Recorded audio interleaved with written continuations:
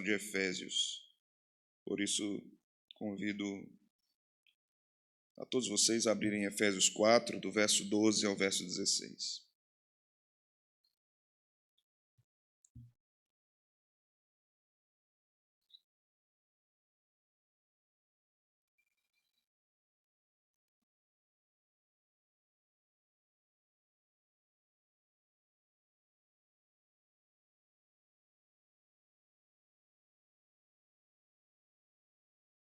Efésios capítulo 4, do versículo 12 ao versículo de número 16.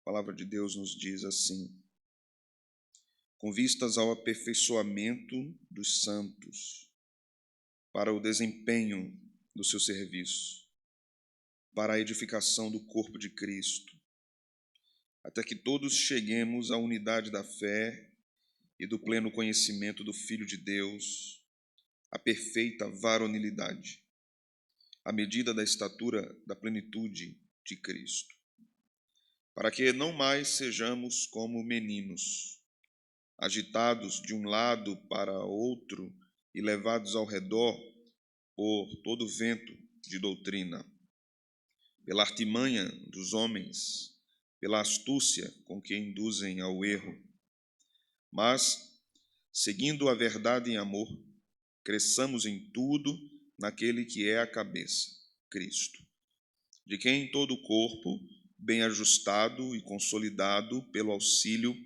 de toda junta, segundo a justa cooperação de cada parte, efetua o seu próprio aumento para a edificação de si mesmo em amor.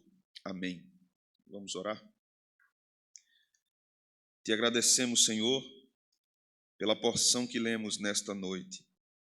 Te agradecemos porque chegamos até aqui no estudo desta preciosa epístola do teu servo Paulo, que recebeu do Senhor por meio da inspiração do Espírito Santo e deu à igreja de Éfeso e às igrejas da Ásia Menor ensinos importantes sobre a graça de Deus na vida da igreja, sobre a glória desta graça na vida diária da igreja, ordinária da igreja.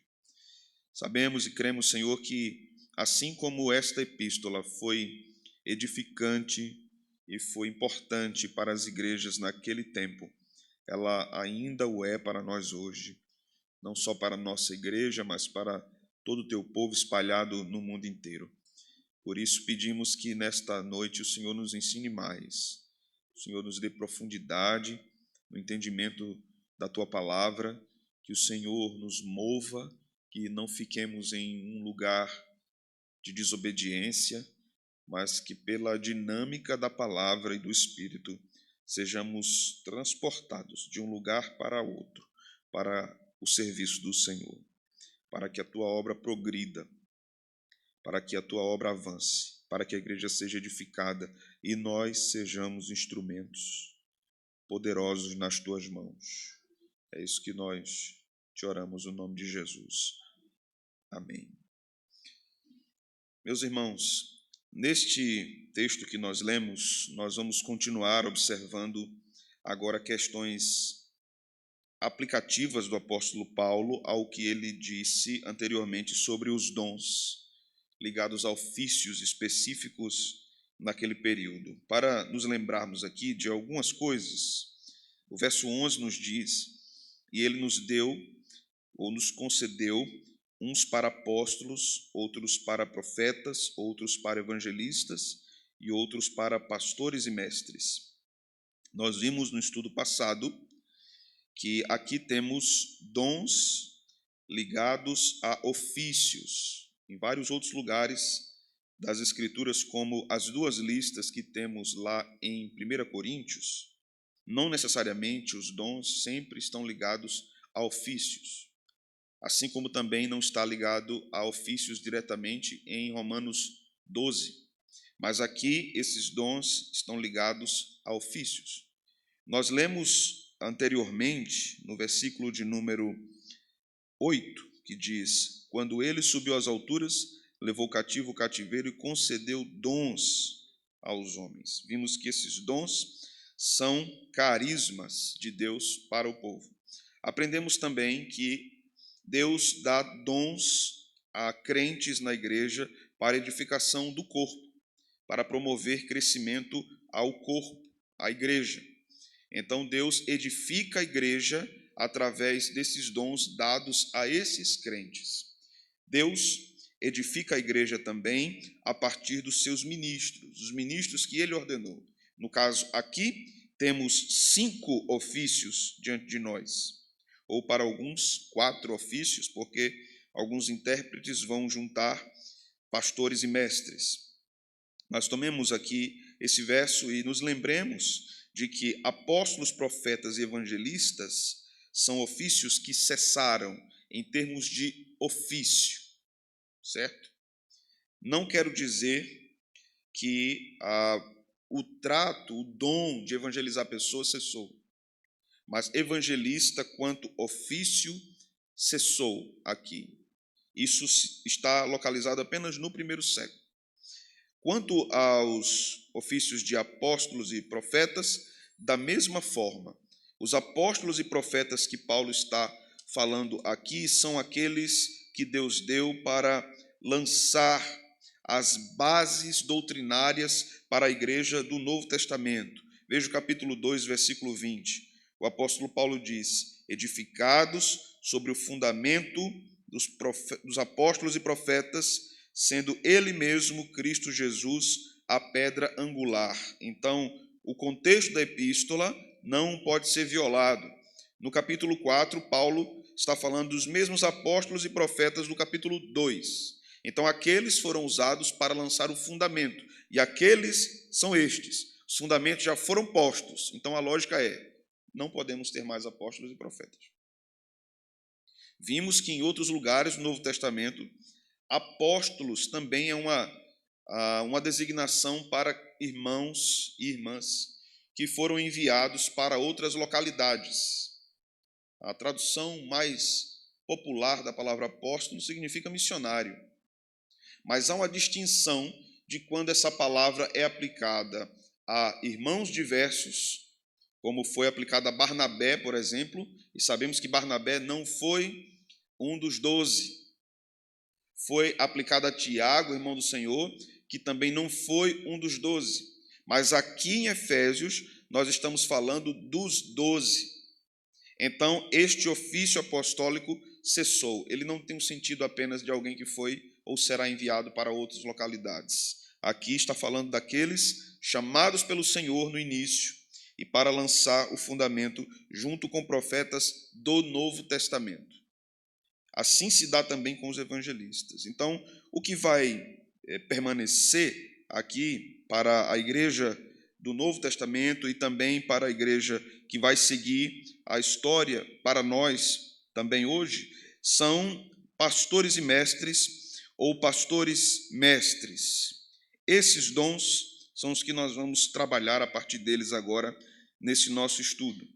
Depois de vermos que Deus dá esses dons para a edificação da igreja, nós podemos fazer a seguinte pergunta: então Deus só edifica a igreja ou só aperfeiçoa a igreja para o seu trabalho, conforme o verso 12, através de pastores e mestres? Então Deus só edifica a igreja através destes que forem chamados? A resposta é não. Deus não edifica a igreja apenas através dos ministros ordinários. E nós vamos ver isso no próprio texto, mas vamos ver também porque eles são importantes na vida da igreja. Não que eles sejam supremos na igreja, não que eles mereçam um encargo real na igreja, mas eles ocupam um lugar importante, aqueles que ensinam e pastoreiam. Por quê? Paulo vai falar no verso 12 o seguinte: com vistas ao aperfeiçoamento dos santos, para o desempenho do seu serviço, para a edificação do corpo de Cristo. Se esses pastores estão trabalhando para a edificação da igreja, é para que os santos sejam aperfeiçoados e para que eles desempenhem o seu serviço, para que eles apliquem os dons que receberam do Senhor na igreja. Não apenas em tempos passados, mas também em tempos presentes, muitos crentes têm renegado os dons que têm recebido do Senhor. Eles têm se ocupado com outras coisas, as prioridades são outras coisas. As desculpas são muitas, e eu vou listar aqui uma série de desculpas que eu já ouvi. E como esse texto responde a essas perguntas, né? Mas nós estudaremos aqui hoje nessa porção qual é a finalidade dos dons de ensino, aqui falado por Paulo através do ministério pastoral. Qual é a finalidade do ministério na igreja? Qual é a finalidade do pastorado na igreja? Segunda coisa é a importância desses dons de ensino para a preservação da igreja. Isso aqui é muito importante e muito relevante. A terceira coisa é a verdade e o amor como fundamento da vida de comunhão na igreja. Paulo vai falar isso no versículo 15 e no versículo 16. Tudo isso está muito encadeado. Mas antes de irmos propriamente para o versículo de número 12, eu quero lembrar aqui aos irmãos o que eu falei na quinta-feira passada. Nós aprendemos, muitos de vocês aprenderam isso também nas igrejas que passaram, possivelmente antes de congregarem conosco, que a evidência maior em muitas igrejas são a dons espetaculares, dons extraordinários. A evidência maior está em dons miraculosos, como o dom de cura, como dons de revelação, dons de línguas, dons de profetizar, no sentido de prever o futuro. Então, muitas igrejas enfatizam esses dons, mas Paulo, quando diz acerca dos melhores dons, buscai com zelo os melhores dons, Paulo não está falando de línguas, não está falando de profecia, no sentido de predição do futuro. Paulo não está falando de maravilhas, Paulo não está falando de milagres, Paulo não está falando de curas. Para Paulo, buscar com zelo os melhores dons é buscar dons de ensino. Esses são os melhores dons na igreja, os dons de ensino. E Paulo vai ensinar isso aqui claramente, porque estes são os dons melhores que ele fala em 1 aos Coríntios. Então, quando nós lemos aqui no verso 12, com vistas ao aperfeiçoamento, aqui a ideia de aperfeiçoamento é de capacitação. O povo de Deus é ensinado pelos pastores, pelos ministros, pelos mestres, para que eles sejam capacitados. E capacitando, então, eles desempenhem o serviço. Então, servindo, o que é que eles vão fazer com a igreja? O próprio verso 12 responde. O que é que diz aí? Edificação do corpo de Cristo. A igreja é capacitada para desempenhar o seu serviço para a edificação do corpo de Cristo. Observe aqui algumas coisas que Paulo nos mostra em duas metáforas. A primeira é edificação, a segunda é corpo. Paulo podia aqui em termos, vamos trazer Paulo para o nosso tempo, em tempos modernos. Paulo podia dizer assim, para a edificação do ônibus de Cristo, né? Que só um vai dirigindo, o resto vai dormindo. Só um vai puxando, vai guiando. Paulo podia dizer assim, para a edificação do barco de Cristo, porque até alguns vão remando, mas nem todos. Alguns trabalham e outros só estão sendo levados. Mas Paulo usa a metáfora corpo,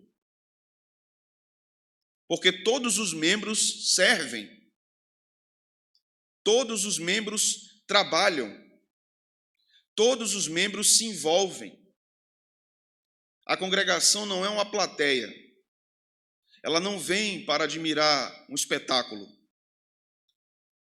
ela não cultua em modo comunitário, congregacional, apenas para receber. Não, a igreja é uma comunidade de pessoas que doam, se doam,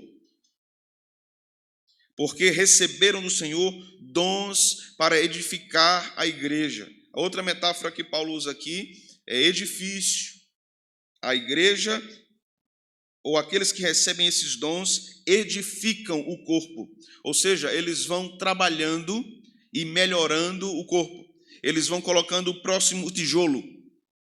Eles vão levantando a próxima parede. Eles vão fazendo o próximo vão desta morada. Aqueles que recebem dons do Senhor vão trabalhando e servindo na igreja. Aqui eu preciso fazer algumas aplicações, irmãos. Quando observamos esse texto e como Paulo nos apresenta ele aqui, em relação àqueles que recebem os dons para servir, você é ministrado através de um dom que Deus me deu para o ensino. Mas você tem dons para servir a igreja em outras áreas. E aqui nós precisamos distinguir algumas coisas. Em primeiro lugar, entendermos que Deus é quem edifica a igreja. Amém, irmãos? Isso não depende do meu jeito e do seu jeito. Certo? Você pode não gostar do jeito de um irmão, mas Deus usá-lo muito para edificar pessoas na igreja. Eu não gosto quando esse irmão fala. Misericórdia, só a voz dele já dá uma dor na minha cabeça. Eu conheci e conheço pregadores que têm uma personalidade difícil. Eles não são pessoas que se envolvem facilmente. Eles não são pessoas abertas ao povo. Não são aqueles pastores do povo, do povão. Mas quando eles pregam, o Senhor edifica a igreja e salva pecadores. Porque o Senhor deu o dom. O Senhor deu o dom. E nós precisamos entender isso. Que não é uma forma, Deus não deu uma forma, um padrão. Então, para ser um pregador, tem que falar nesse tom, dessa forma pausada, e tem que ser 3 segundos de uma frase para outra, tem que ter o tempo para respirar. Nem todo pregador fala no mesmo ritmo, por exemplo. Tem uns que parecem Galvão Bueno pregando. Ele é daquele jeito, entende? Enérgico, fala mais rápido, precisa repetir algumas frases, senão a gente não reflete. Mas existem aqueles que têm um dom além do dom de falar para a igreja, eles têm o dom também de ensinar a igreja na pregação quando eles se calam. Você já viu algum desses? Ele está ensinando, de repente ele dá pausa. Aquele momento é que parece que o ensino entra na cabeça da igreja. Quando ele está em silêncio. E depois ele retoma. E a igreja vai digerindo tudo aquilo. Deus dá dons, mas a forma que os dons se manifestam são diferentes na igreja. São diferentes. As nossas personalidades, as nossas particularidades são usadas pelo Senhor. Pedro era um homem imediatista. Ele falava agora, não, ninguém vai lhe matar não. Você não vai não, oxe, matar? Não, o senhor não vai morrer não. Mas outros apóstolos não eram dessa forma. Alguns apóstolos eram um tanto quanto vaidosos, né? Pediu a mãe para que fosse falar com Jesus, para ficar do lado. Mãe, fale lá com ele. Veja aqui, vê que negócio. Um ministro de Cristo. Dizendo, oh, mãe, fale lá com o Senhor para eu ficar do lado dele. Se eu soubesse disso, fosse na minha época, eu só não tenho vergonha não, tu é um pastor. Tu não sabe não falar com ele não, é? Não, rapaz. Vá falar com o Senhor. Mas o Senhor usou. Foi a mãe que foi. Mas eles eram vaidosos, né? O coração deles estava voltado para isso. Quando nós observamos tantos pecados no meio dos nossos irmãos, mas tantos dons também. Toma da Xuxa, se a turma da Xuxa passando.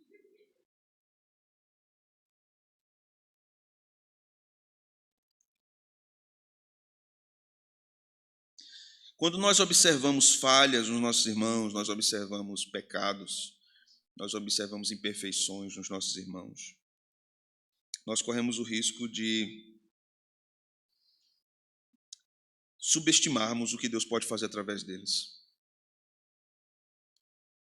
Porque nós criamos um padrão E Deus não segue padrões humanos, Deus segue o padrão dele, que ele estabeleceu. Quando o texto nos diz aqui no verso de número 12, com vistas ao aperfeiçoamento dos santos para o desempenho do seu serviço, para a edificação do corpo de Cristo, aqui nós precisamos entender outra coisa importante, que os pastores não são suficientes para o rebanho todo. Certo, irmãos?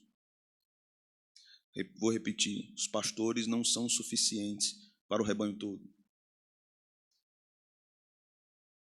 Um professor que eu tive falando para nós sobre a Epístola aos Efésios, exatamente sobre esse tema, na época do mestrado, disse o seguinte: eu assumi uma igreja e assim que eu assumi, eu determinei no meu coração estar presente em todos os trabalhos da igreja.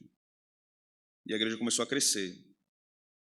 E eu comecei a ver que eu não ia conseguir estar em absolutamente tudo, porque eu estava na reunião das crianças, na reunião das mulheres, na reunião dos jovens, na reunião das viúvas, na reunião das mulheres solteiras, dos homens solteiros, dos jovens casados.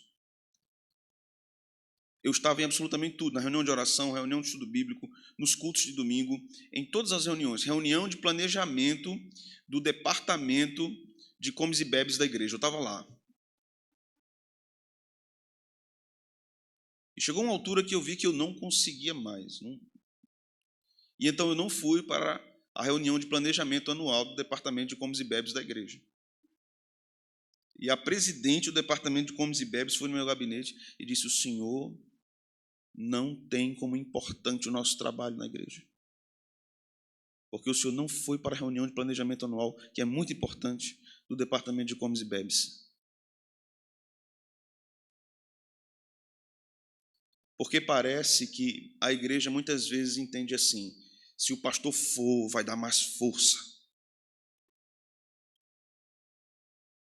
Pastor não é Jesus.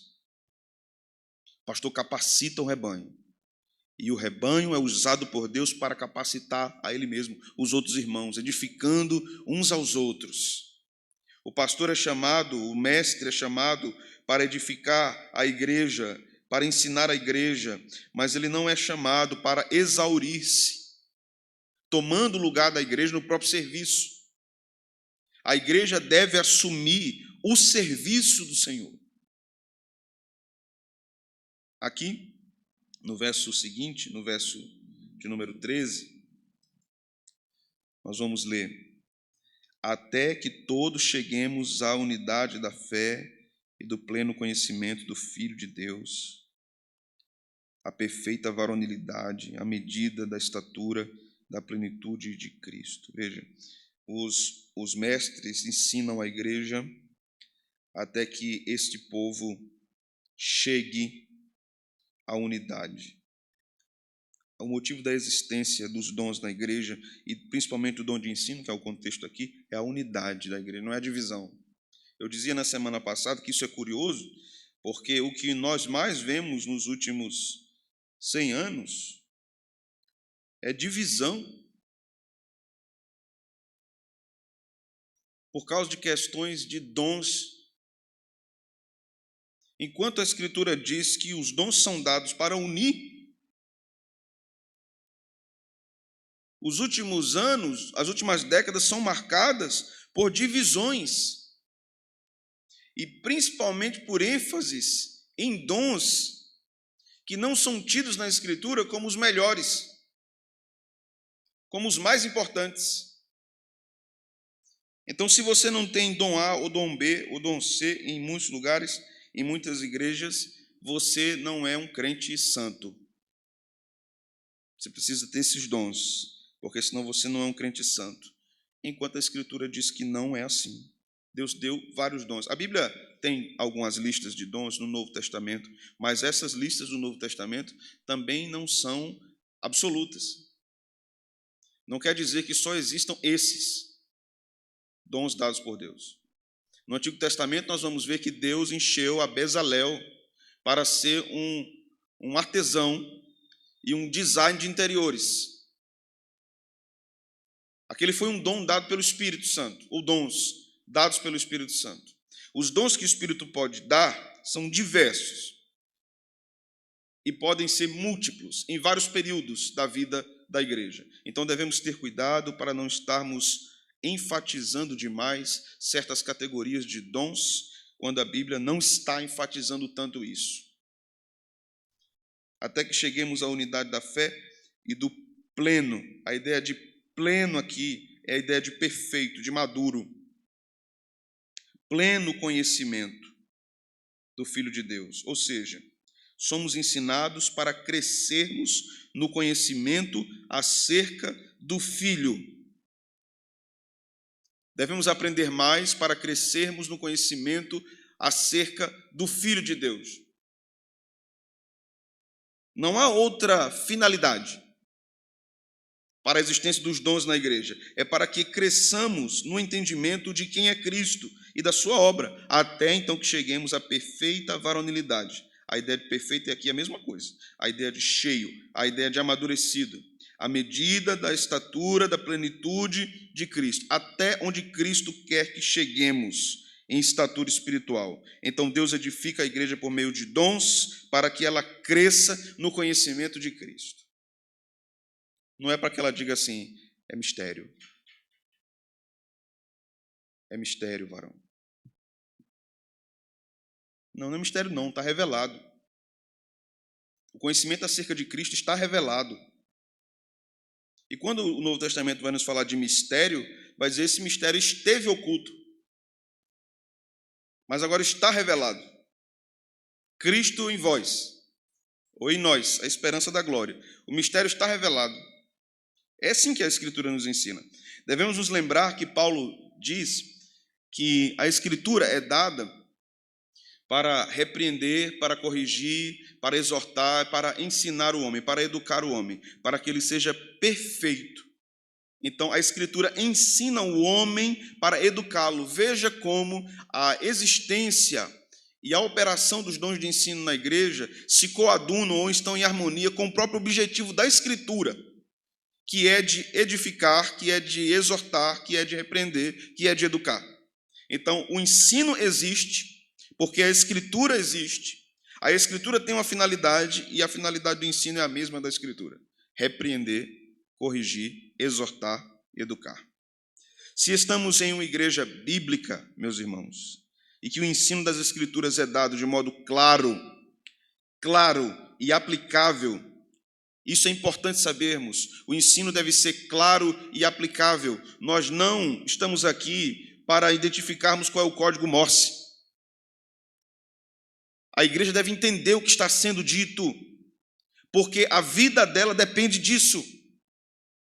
A trajetória dela depende disso. Por isso o ensino deve ser muito estimado para a igreja. Ensino é você levar a pessoa à compreensão de certos assuntos. Não a incompreensão, não a obscuridade em certos assuntos, mas a clareza. Quando a igreja é ensinada, então ela deve entender que está sendo enriquecida e recebendo crescimento por parte de Cristo. Os ministros da igreja, então, são chamados para conduzir o povo à maturidade, através do ensino. O povo é levado à maturidade através do ensino. Há alguns meses, eu acho que ano passado, esse ano, não me lembro mais, algum evento que fizemos aqui na igreja, e recebemos muitas pessoas de fora, e um irmão de fora andou toda a nossa igreja, ele fez o tour. Ele viu várias plaquinhas, né? Sala de catecúmenos, sala de novos membros, sala das crianças. E ele disse, pastor, andando pela igreja aqui, eu pensei que eu estava num seminário.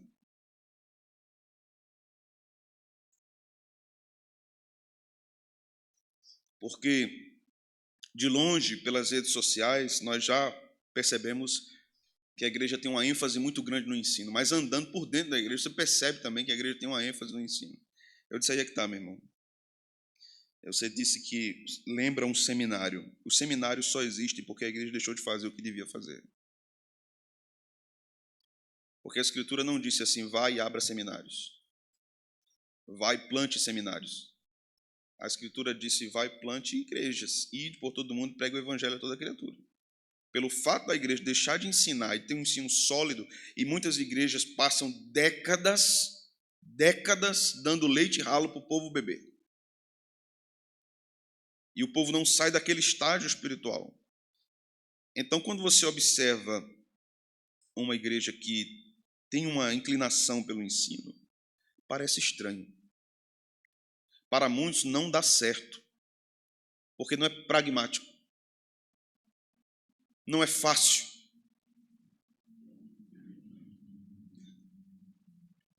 O ensino e o pastoreio da igreja terá efeitos na igreja. Ou vai gerar crentes fortes e que servem, ou crentes fracos e que dão trabalho.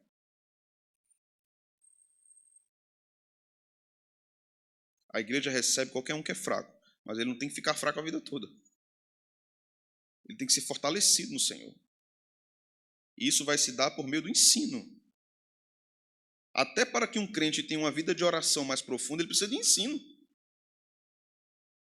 Porque senão ele vai passar. Imagine aí um crente que quer orar, tem um desejo de orar, mas nunca foi ensinado sobre isso, sobre a doutrina, não tem conhecimento doutrinário nenhum. Esse pobre coitado vai ficar orando que decreta, que determina, que profetiza, e não vai acontecer nada.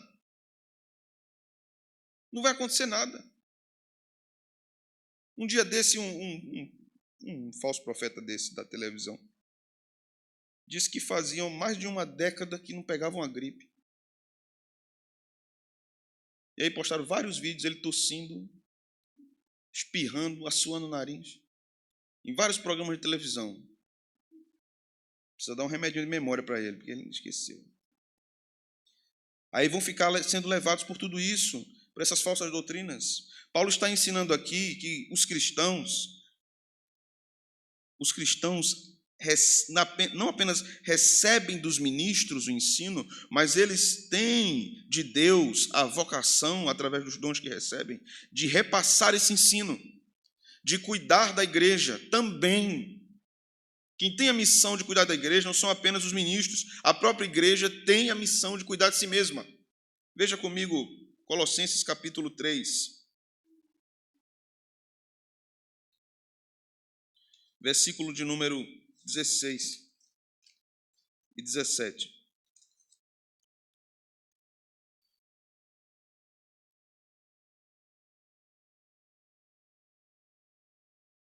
Habite ricamente em vós a palavra de Cristo.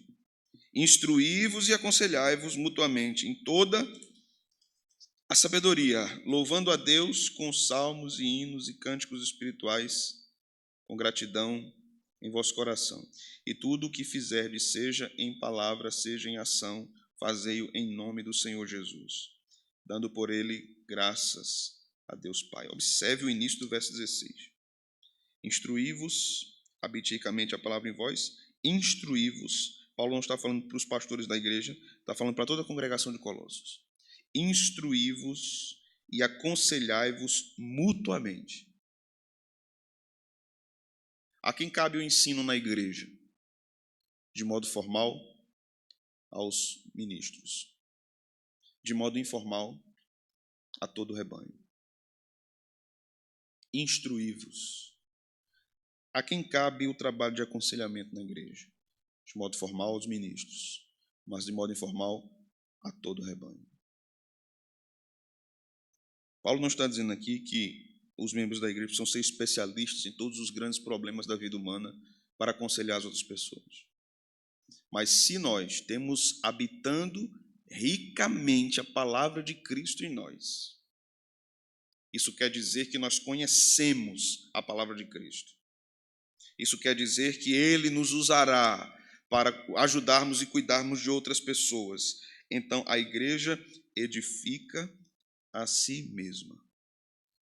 Ela cuida de si mesma. E isso aqui, irmãos, também é muito interessante e muito edificante. Porque quando nós pensamos em sermos edificados por outros, não tem em mente apenas aquelas pessoas mais proeminentes do rebanho, aquelas pessoas que visivelmente são sábias. Não limite a ação do Espírito Santo na congregação apenas através da vida dessas pessoas. Porque em toda igreja tem aquele que é mais calado, aquele que é mais tímido, aquele que não gosta de tumulto, que não gosta de festa, que não é risonho, que não abraça todo mundo. Mas não quer dizer que Deus não possa usá-lo para a edificação do rebanho. Não quer dizer. Em tempos difíceis, em minha caminhada pastoral, eu fui várias vezes encorajado por irmãos e irmãs que não tinham nenhuma expressão no rebanho. Não eram oficiais, não eram professores, não cantavam, não tocavam, não estavam em evidência. Eram crentes que vinham, congregavam, serviam. Acabava o culto e ia embora. No culto estava lá, assíduos. Em determinados tempos difíceis, pastor, fique firme, o Senhor está com você e nós estamos orando. E Deus usa essas pessoas. Não subestimemos a forma que o Espírito Santo usa a igreja para nos edificar. Talvez você pense, mas fulano tem o que para me dizer? Se ele tem Cristo, ele tem muito. E se ele tem dons para edificar a outra pessoa, ele tem muito a fazer por você. Aqui eu preciso fazer algumas observações. Em relação a pessoas, a crentes, e eu não vou dizer aí das igrejas por aí não, eu vou dizer daqui, da igreja que eu sou pastor. Crentes que afirmam o seguinte: preciso ganhar a vida, preciso trabalhar, preciso ganhar mais dinheiro. Então servir a igreja não é uma prioridade para mim, ainda que eu tenha dons para isso. É muita correria, minha vida é muita correria. Tenho tempo não. Deus usa outro, Deus é misericordioso, Deus usa outro. Outros dizem assim: quando eu conseguir mais estabilidade financeira, quando eu passar naquele concurso, eu vou servir a igreja. Eu vou fazer um voto. Quando eu era adolescente, por lá na minha igreja de origem, tinha muito esse costume. Se eu arrumar um emprego, eu vou dar um ventilador à igreja. Eu vou dar um microfone à igreja. Aí teve um irmão que prometeu dar um microfone profissional. E Deus abençoou, ele viajou. Na volta ele passou pelo Paraguai, comprou aquele microfone de karaokê. Vocês se lembram daquele que tem um cabinho pequeno?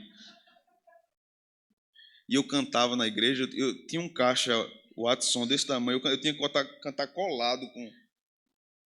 porque o microfone não dava. Digo, oh, Jesus, tem misericórdia desses crentes. O que votares, paga-o, né? Diz a Escritura. Eu disse ao pastor na época, da próxima vez, quando alguém me prometer um microfone, só manda anotar a marca. Só diz assim, Shure, bote lá, Shure. Hoje deve ter outros melhores aí também. Então, há aqueles que dizem, quando eu for abençoado por Deus e Deus me der mais folga ou alguma estabilidade, vai chegar o tempo, eu creio, então eu vou servir a igreja. Aí Deus tem que ficar esperando esse bonito, essa bonita.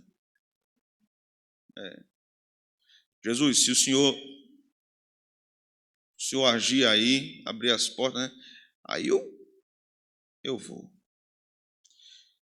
Outros dizem assim, eu só gosto de fazer a coisa certa. Eu gosto de fazer minhas coisas bem feitas. E esse povo não quer, então eu não faço. Para fazer de todo jeito, eu não vou fazer não. Ah, minha irmã.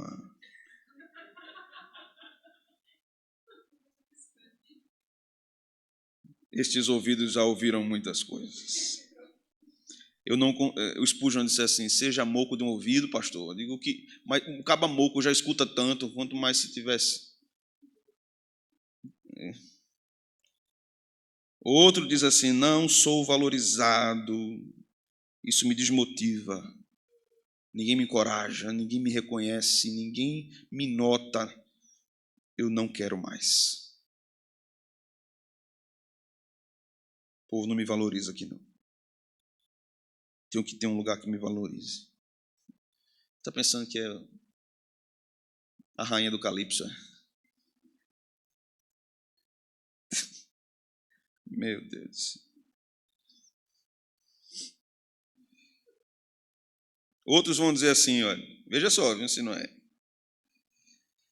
Não consigo trabalhar com determinadas pessoas, elas são muito difíceis. Então, em nome da paz, eu digo que eu não vou. Todas essas causas, nenhum desses motivos pode permanecer em pé diante do que Paulo diz aqui. Nenhum deles. Aprendemos para servir. E vamos ter que servir a pessoas difíceis. Vamos ter que servir se formos valorizados ou não. Vamos ter que servir, mesmo que as coisas estejam difíceis para nós. Vamos ter que servir, ainda que o nosso tempo seja apertado. Dá para servir. Dá. E aqui a gente já está organizando tudo para ninguém ter desculpa mais. Ah, pastor, é porque eu trabalho até tarde, tenho faculdade. Opa, culto, 6 horas da manhã na quarta-feira. Eu estou quase botando um culto também no domingo, de 5h30 da manhã. Não dá tempo porque eu trabalho, 5h30 da manhã está aqui, meu irmão. Você pode vir.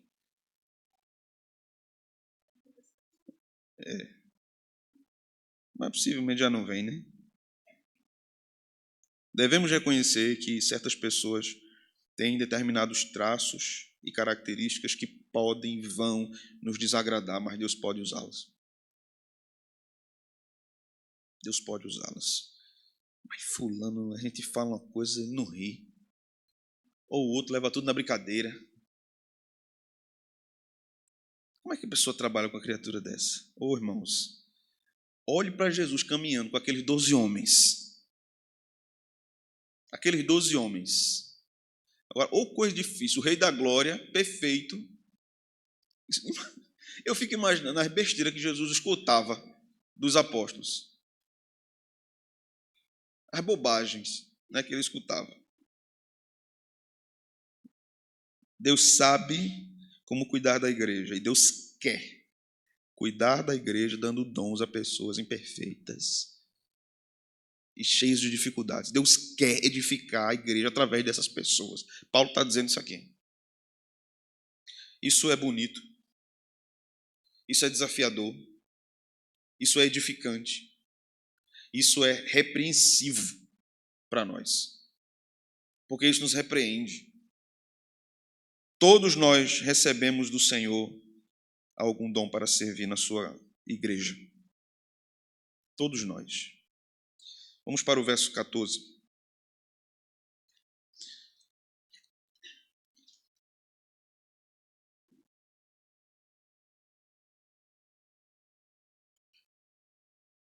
A importância dos dons para a preservação da igreja.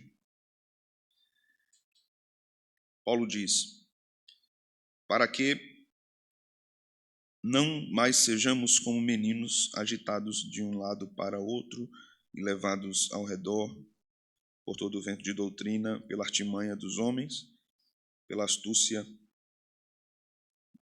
com que induzem ao erro. Aqui fica evidente que a aplicação que Paulo está usando para a criança não é a mesma que Jesus faz para a criança, né? Jesus diz que deveríamos ser como as crianças.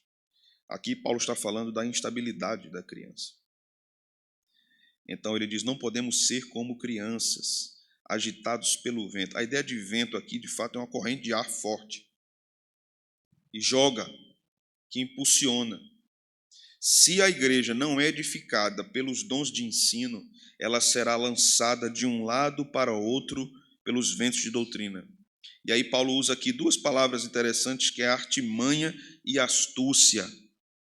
A artimanha aqui tem a ver com sermos decepcionados por alguém que nos enganou perfeitamente. Você já levou um golpe? Que você caiu direitinho assim, senão não tem como não, isso aqui é verdade mesmo. Isso aqui é verdade mesmo. Eu não caio não, porque se mandar para mim um WhatsApp e dizer, paga esse boleto aqui de 8 mil, não tem nem como eu cair. Não tem nem como eu cair nesse golpe. Aqui tem a ver em você ser enganado pela artimanha de alguém, você cair. É como se você fosse levado, atraído a jogos de azar. E você constantemente está sendo enganado por isso, e você está perdendo e se viciando naquilo. Aquilo é uma artimanha. Paulo usa a segunda palavra aqui, que é astúcia, que tem a ver com malandragem, com truque. Com truque. Então, uma pessoa astuta é esta pessoa que tem truques para ludibriar os outros, para enganar os outros. Um dia desse, brincando com meu filho em casa, eu disse: você vai ver como papai faz o dinheiro sumir. Eu tinha uma moeda de R$1 na minha mão e virei a moeda e coloquei a moeda entre os meus dedos na parte de trás. Ele disse: mãe, meu pai faz as coisas sumirem. Pai, faz o carro sumir aí para minha mãe ver. Eu disse: se você não está preparado para isso, você não está preparado para isso. E aí ele pegou o astuto, né? Então, a astúcia é justamente esse tipo de engano. O falso ensino faz isso, né? Os falsos mestres fazem isso. Aí a gente pode questionar o seguinte: mas nem sempre o falso mestre tem ciência de que o que ele está fazendo é algo errado. Mas Satanás tem ciência. Então, todo falso ensino é artimanha e é astúcia. Ainda que não venha da cabeça racional de um indivíduo, vem de Satanás para o coração dele. Então, Satanás é o grande enganador, é o grande pai da mentira. A intenção de Satanás é enganar, e a intenção do falso ensino é enganar. Paulo está dizendo: estas coisas vão conduzir o povo ao erro. Estes induzem o povo a errar. A igreja deve estar alerta quanto a isso. Uma igreja, irmãos, sem sólido ensino doutrinário, não vai discernir o erro. Uma igreja que não é doutrinada, uma igreja que não é ensinada com paciência, com firmeza, e durante anos, ela não vai discernir o erro, porque o erro não entra numa carruagem de fogo na igreja. Um erro nunca vai entrar numa carruagem de fogo. Vai entrar como um grão de poeira, que ninguém vê. Vai entrar como uma muriçoca. A gente vê, mas não está fazendo mal a ninguém. Uma igreja pode ser levada pela moda das igrejas ao redor, a moda do tempo. Ela pode ser levada pela prática comum em muitos lugares, ela pode apartar-se terrivelmente da verdade, sem jamais questionar se o que ela está fazendo é bíblico, e ela apenas dizer assim: mas sempre foi assim. No nosso meio, sempre foi assim. Nunca foi diferente. Isso aconteceu com nossos irmãos congregacionais nos Estados Unidos e na Inglaterra. E eu tenho que dizer que aconteceu no Brasil também. Os erros foram entrando, isso foi ficando e tomando um espaço maior, e as igrejas e os pastores e os seminários foram abandonando a sã doutrina. Nossas igrejas abraçaram modas contemporâneas. Ainda hoje nós temos grupos de coreografia, nós temos pastores dançando no culto, nós temos aberrações terríveis, falsa doutrina somada a essas práticas terríveis, tem se defendido muitas vezes em igrejas congregacionais que a experiência espiritual é mais importante do que o conhecimento da fé. O importante é você sentir, é você ter a experiência. Aberrações têm acontecido no nosso meio. Somente um retorno às Escrituras pode fazer o cenário mudar. Somente o ensino das Escrituras e um povo desejoso em aprender o que a Escritura diz. Por outro lado, irmãos, o erro doutrinário é sorrateiro e sutil ao inverso também. Ele entra de modo discreto, com uma afirmativa de diálogo. Precisamos dialogar. Por um lado, nós temos o radicalismo de não querer o estudo. Por outro lado, nós temos o estudo, mas ele com várias aberturas. Nós precisamos dialogar com o nosso tempo. Nós precisamos de relevância. A busca por relevância tem sido uma porta aberta para Satanás destruir muitas igrejas. porque nós queremos ser mais relevantes. E aí nós começamos a abraçar várias questões pragmáticas. O evangelho social e não redentivo, um culto não espiritual, mas um culto material. Há igrejas que já tem a igreja Kids do lado. Igreja Kids. E os cristãos saltam de alegria. As crianças vão direto para lá, para a sua igreja Kids. Ficam lá. Elas não precisam ficar aqui conosco, nos atrapalhando, essas criaturinhas pequenas, embaraçosas, barulhentas. Fiquem lá, longe de nós. Aqui nós ficamos em paz, tranquilamente. Imagine só como é que Moisés ia fazer no deserto. Para aquela tuia de povo, Moisés dizia assim: quem é a tia que está responsável hoje? Porque não dá para pregar para esse povo, esse menino fazendo esse barulho todo. As escrituras começam a ser observadas como não mais uma fonte de instrução espiritual e uma regra viva de fé e prática. As escrituras começam a ser observadas de modo social, de modo psicológico. Isso não fica apenas nas igrejas, isso vai para os seminários. As interpretações sociais, antropológicas, psicológicas tomam conta dos estudos bíblicos dentro dos seminários. E os seminários vão sendo absorvidos por isso, em nome da intelectualidade, em nome da relevância acadêmica, em nome do diálogo, em nome de alcançarmos mais pessoas e levarmos a elas um conhecimento mais palatável da religião.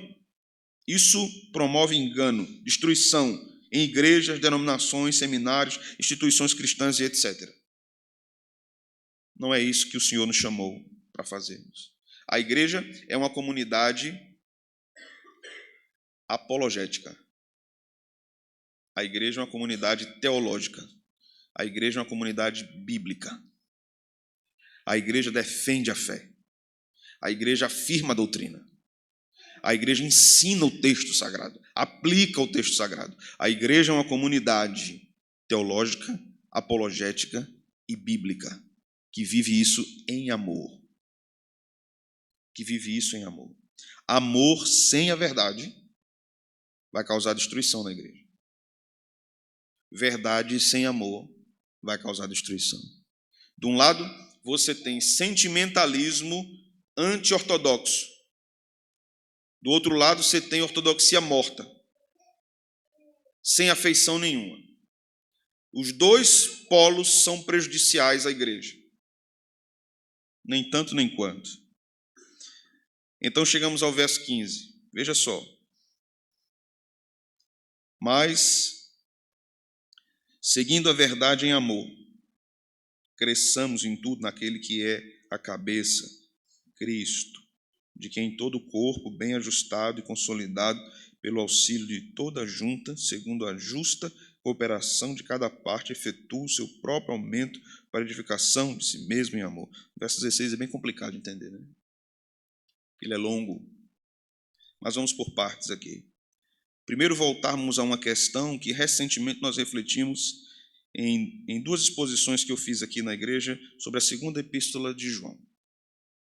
Como a base, o fundamento da vida eclesiástica é verdade e amor. É exatamente isso que Paulo está dizendo aqui. Ele está afirmando isso. Mas seguindo a verdade em amor. Se isto acontecer, cresceremos em tudo naquele que é a cabeça, Cristo. O texto não fica, sobretudo, aqui em questões doutrinárias. O texto não nos leva para um pináculo, para uma torre de marfim, e diz a coisa mais importante na igreja é ficarmos discutindo acerca de questões teóricas da doutrina. Nós precisamos entender que o ensino da doutrina nunca pode ser meramente teórico, nem num seminário, nem numa escola dominical. Porque a doutrina sempre é prática. Sempre é prática. Se nós estamos estudando sobre a humilhação de Cristo, sobre a morte de Cristo, sobre a ressurreição de Cristo, sobre a ascensão, sobre a volta, quais são as implicações atuais para a nossa vida como igreja e como indivíduos. Isso precisa ser aplicado, porque a Bíblia faz isso. Quando Paulo vai falar a respeito da volta de Jesus, o que é que ele diz? Nós não somos como aqueles que não têm esperança. Nós não somos como aqueles que não têm esperança. Nós temos entes queridos que morrem, mas nós temos esperança. Paulo está fazendo uma aplicação da doutrina da volta de Cristo. Quando a igreja começa a mergulhar nesse mar teórico, de teologia, teórica, primeiro que ela não está fazendo mais teologia. Isso não é teologia. William Ames, um pastor congregacional do século XVII, dizia assim: teologia é a arte de viver para Deus. Você faz teologia quando você vive para Deus. Você pensa e você vive para Deus. Isso é teologia. Quando você vai para um campo meramente teórico, isso não é teologia. Você pode estar tratando ali de filosofia, de linguística, de sociologia, de história, de gramática, de análise literária, de análise de discurso, mas você não está fazendo teologia. Porque quando você tira a vida com Deus do ensino, você não está mais glorificando a Deus no ensino. Paulo diz que quando lidamos com o erro, devemos lidar de modo verdadeiro, de modo a defender a fé, de modo apologético, que é a defesa da fé. Mas isso é feito em amor. A igreja não abraça uma confessionalidade dura, sem afeição pelo outro. A igreja ama o outro profundamente, mas ela é firme também na sua convicção doutrinária. As duas coisas. Porque se ela busca apenas amar, sem a doutrina, ela vai abandonar a doutrina para amar. Vai ser o caos na igreja. Primeira coisa que vai deixar de acontecer, disciplina. Segunda coisa que vai deixar de acontecer, os sermões não serão mais confrontadores. Terceira coisa que vai deixar de acontecer, os crentes não serão mais repreendidos particularmente. Reprovações fraternais não vão existir, nem por parte do pastor, nem por parte do próprio rebanho. O erro vai ser tolerado, como era em Corinto. Todo mundo estava vendo que o camarada tinha uma vida amorosa com a madrasta. E ninguém dizia nada. Era público. A igreja sabia, a cidade sabia. Paulo manda uma carta dizendo: irmãos, tirem o malfeitor do meio de vós. Este é o resultado quando uma igreja quer amar sem verdade. Não podemos fazer isso com fulano, porque então ele vai sair de nossa igreja. Ele vai embora, e ele tem um amigo, e tem a família, e tem a mãe. O que nós vamos fazer? A verdade que é ensinada em amor. Esse é o caminho. Aqui devemos lembrar, irmãos, que essa fórmula binária da vida da igreja é ensinada não apenas por João, é ensinada por Cristo, é ensinada por Paulo, como estamos aqui vendo em Efésios. Verdade e amor são colunas da vida de uma igreja saudável. São duas colunas da vida de uma igreja saudável: doutrina e amor. Isso vai gerar crescimento entre os irmãos, e não podemos crescer sem experimentar uma dinâmica de crescimento saudável, sem a verdade. Então, observe, veja só. Quando eu penso que o crescimento deve se dar sem problemas, eu não entendi ainda o que é uma igreja, eu não entendi ainda o que é o evangelho, eu não entendi ainda por que Deus usa os crentes para edificar os outros. Todo crescimento relacionado à igreja vai acontecer no meio de problemas. De muitas vezes. De uma avalanche, muitas vezes. Porque as imperfeições no meio da igreja, elas vão se manifestar. É bonito quando pessoas nos visitam ou vão chegando na nossa igreja e dizem: é tanta comunhão aqui, né? As pessoas são tão amorosas. Isso é um fato, é verdade. Nós sentimos o amor cristão. Nós sentimos a afabilidade, mas há pecados no nosso meio. Nós somos pecadores. Nós ainda não amamos como deveríamos amar. Porque se amássemos como deveríamos amar verdadeiramente, o testemunho acerca do Evangelho por nossa parte seria mais intenso. Na NVT, o verso 16, na nova versão transformadora, o verso 16 fica mais claro, é uma tradução mais clara. Não sei se tem como colocar aí, mas tem aí, né? Pronto. Diz o seguinte: ele faz que todo o corpo se encaixe perfeitamente. Cada parte, ao cumprir a sua função específica, ajuda as demais partes a crescer, para que todo o corpo se desenvolva e seja saudável em amor. Essa tradução ficou maravilhosa. Veja só, por partes. Cristo faz que todo o corpo se encaixe perfeitamente. Isso por meio da manutenção dos dons, viu? Os dons promovem unidade na igreja. E cada parte, cada membro, ao cumprir a sua função específica, ajuda a outra parte a crescer. E ele cresce quando ele é usado por Deus, ajudando a outra parte a crescer. Para que todo o corpo se desenvolva e seja saudável em amor. Na igreja não há uma guerra para ver quem tem mais grandeza. Na igreja saudável não há uma guerra para quem tem mais grandeza. A nossa disputa era para ver quem é mais miserável. Era para ser assim. Não, mas eu sou mais miserável do que tu. É igual aquele povo que tem doença que começa a conversar, né? Já viu? Eu estou com um bico de papagaio aqui. Oxe, um bico de papagaio? Um bico. Eu tenho um bico de papagaio. Eu estava no paraíso se eu tivesse um bico de papagaio. Eu tenho um bico de papagaio, eu tenho uma hérnia, tenho não sei o que, tenho não sei o que, tem um joanete aqui que está me matando. Eu tenho uma enxaqueca. Não, mas eu tenho enxaqueca também, mas maior que a minha tu não tem, não. Tem nada, maior que a minha. Não, a minha, eu passo 3 meses sem me levantar, eu passo 6. Já viu? Você fica olhando assim, eu digo, meu Deus, isso aí é literalmente gloriar-se nas fraquezas, né? Gloriar-se nas fraquezas.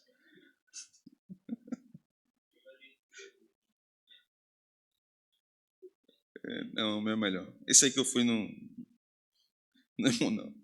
Era para ser assim, né? Na igreja. Não, eu sou mais miserável que você. Você já viu, já viu aquele vídeo que o camarada diz assim: você é um homem bom, se eu sou um bom, não. Eu sou ruim, eu sou terrível. Então, a perspectiva do crente na igreja é tudo o que Deus faz através de mim é por pura graça. Por pura graça. Agora, é triste a gente ter que viver na igreja. Você vai, por exemplo, agradecer a alguém porque Deus o usa em alguma coisa, né? E você ter que dizer assim, que Deus te preserve humilde. Pense no negócio. Ter que dizer essa frase. Eu sei que é necessário, né? Em muitas ocasiões é necessário. Mas Deus te preserve humilde.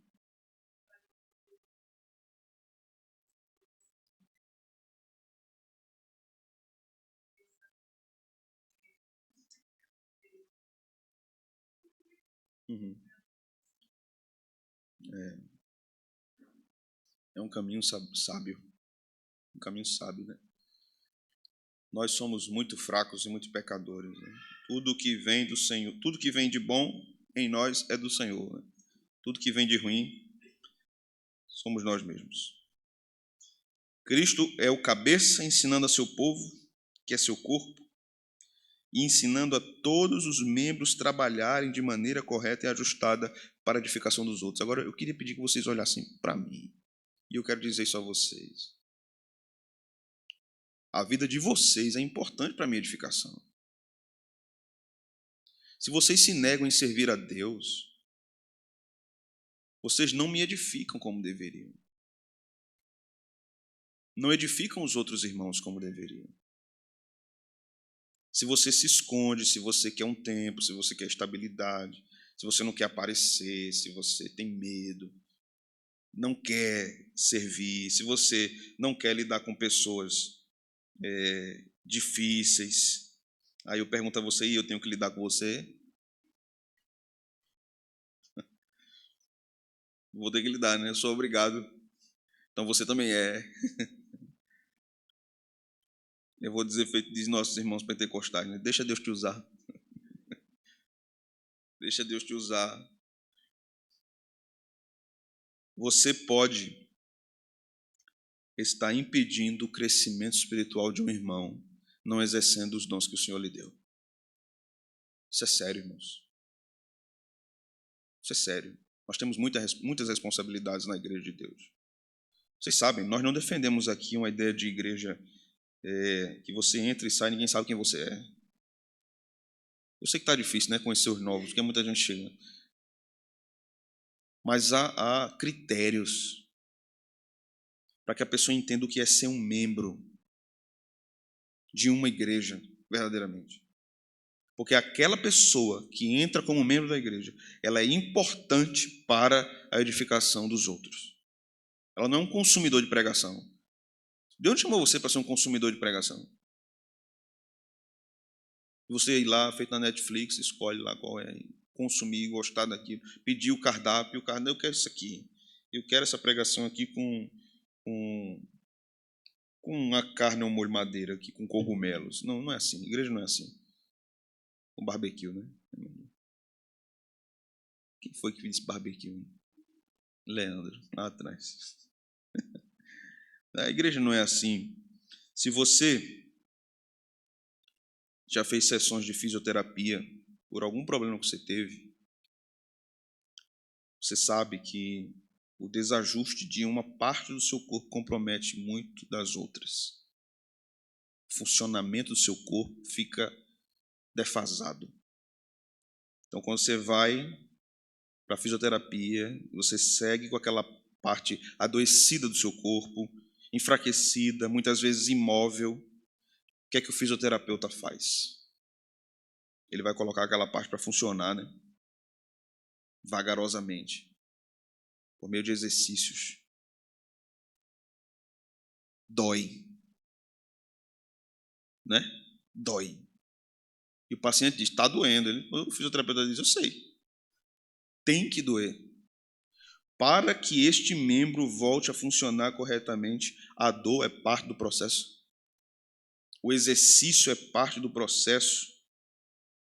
A fisioterapia para partes adoecidas do corpo, na igreja, é o ensino fiel das Escrituras. Deus está reajustando os membros do corpo quando a Escritura é exposta. A Escritura toca nas feridas, a Escritura repreende, a Escritura corrige, ela exorta, ela educa. A ideia de educar é exatamente isso do trabalho de um fisioterapeuta, é pegar aquele membro atrofiado por causa de uma lesão, talvez, e puxar ele para o lugar. Aquilo vai doer, que parece que está esticando tudo e vai torar tudo ali. É Deus educando-nos, trazendo de volta. Isso é doloroso, isso é lento, é incômodo, mas é necessário. Assim é o ensino das Escrituras na igreja. É doloroso muitas vezes, é lento muitas vezes. Um processo, você está passando por um processo para que o corpo de Cristo funcione como Ele quer. Por isso que Ele nos fere com dor muitas vezes, mas é necessário. A igreja é uma comunidade, a igreja é um povo que adora. E a igreja que adora é uma igreja que é educada, é uma igreja que é educada a amar, é uma igreja que é educada no que ela crê. Isso é o centro da vida cristã.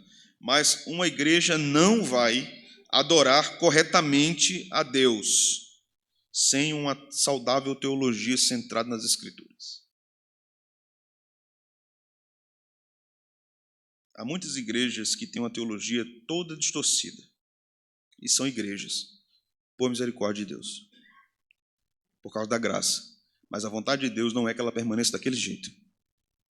A vontade de Deus é que ela cresça na graça e no conhecimento de Cristo. Uma igreja amadurecida é uma igreja que repele o erro, a heresia, que refuta o erro e a heresia, mas também que repele a rejeição ao outro. É mais fácil nós rejeitarmos a heresia e é mais fácil rejeitarmos o outro.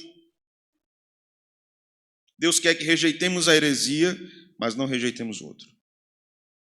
A igreja é a comunidade da verdade e do amor.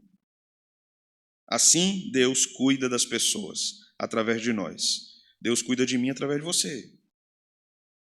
Deus cuida dos seus irmãos, dos nossos irmãos, através de você, através de suas orações, através de seus dons, através de você estar disponível a Deus e para a igreja, em coisas que para muitos pode parecer ridículo, mas para Deus não é. Paulo vai dizer que aqueles membros que são mais desonrosos são importantes no corpo. Aqueles que aparentemente não têm importância no corpo, eles são muito importantes no corpo. Todos nós somos importantes no corpo. Por isso, meus irmãos, que nossos passos na fé sejam fundamentados nessas verdades, no amor à verdade e no amor às pessoas que têm crido na verdade. Isso é insubstituível na vida da igreja. Ainda que haja entre nós, observe isso, que eu vou terminar aqui. Ainda que haja entre nós hipocrisia, malícia e engano da parte de alguns crentes, que muitas vezes são tomados de iniquidade dentro da igreja e dentro da nossa congregação. Ainda assim, nosso posto, ou nossa postura, é um farol de verdade e amor cristão para essas pessoas também. Elas podem estar vivendo nesses pecados, mas os amadurecidos na fé são um farol de verdade e de amor para essas pessoas. Que o Senhor nos ajude, nos abençoe. Vocês querem perguntar, falar alguma coisa? Tem 40 segundos. Vamos orar? Pastor Pedro ora conosco.